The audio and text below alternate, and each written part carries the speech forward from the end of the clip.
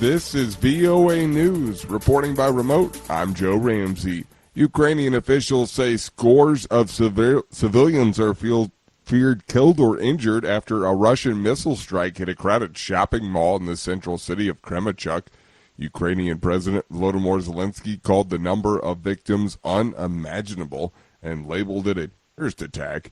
He said more than 1,000 civilians were inside at the time of the attack.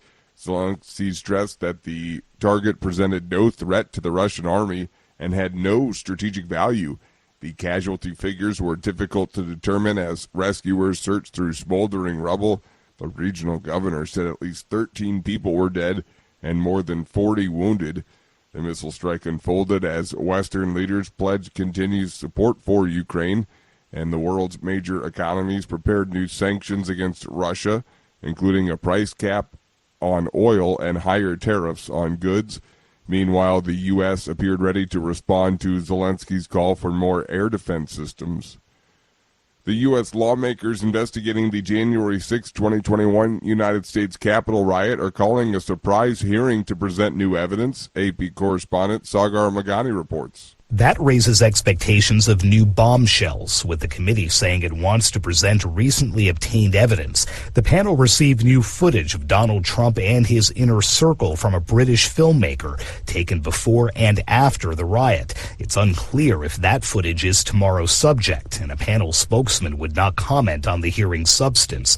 There have been 5 hearings so far. At least 2 more were planned for July, with panel members saying they'd focus on domestic extremists who breached the Capitol and what Trump was doing at the time. Sagar Magani, Washington. This is VOA News.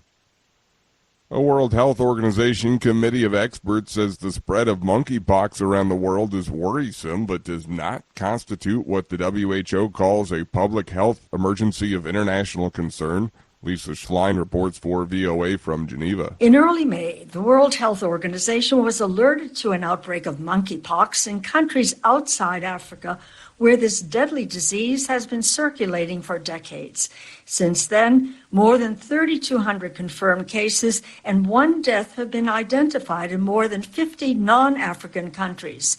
This has set alarm bells ringing, as until now, only sporadic cases of monkeypox have occurred outside Africa. WHO Director General Tedros Adhanom Ghebreyesus calls the current outbreak an evolving health threat, noting the rapid spread of the disease into new countries and regions. He says the committee has agreed to reconvene another emergency meeting if appropriate. WHO spokesman Christian Lindemeyer says cases of monkeypox have spread to the European region, to the Americas, as well as the Eastern Mediterranean and West Pacific regions. At this point, it's mainly in the newer countries affecting a community of the LGBTQ plus community of men having sex with men. But in the endemic countries, we've seen also children and women infected a lot. There's deaths occurring in the weaker communities, in the weaker populations. While questions regarding the monkeypox outbreak remain unresolved, WHO urges nations to remain vigilant and strengthen their ability to prevent transmission of the disease. Lisa Schlein for VOA News, Geneva. Authorities in Jordan say a crane loading chlorine tanks onto a ship in the port of Aqaba dropped one of them, causing an explosion of toxic yellow smoke that killed at least 13 and sickened some 250 people. Video carried on state TV showed the moment the tank exploded, sending dock workers scrambling to escape the toxic cloud. Some 200 people were hospitalized. Recapping our top story, Ukrainian officials say scores of civilians are feared killed or injured after a Russian missile strike hit a crowded shopping mall in the central city of Kremenchuk. Ukrainian President Volodymyr Zelensky called the number of victims unimaginable, labeling it a terrorist attack. He said more than 1,000 civilians were inside at the time of the attack. Zelensky stressed the target presented no threat to the Russian army and had no strategic value.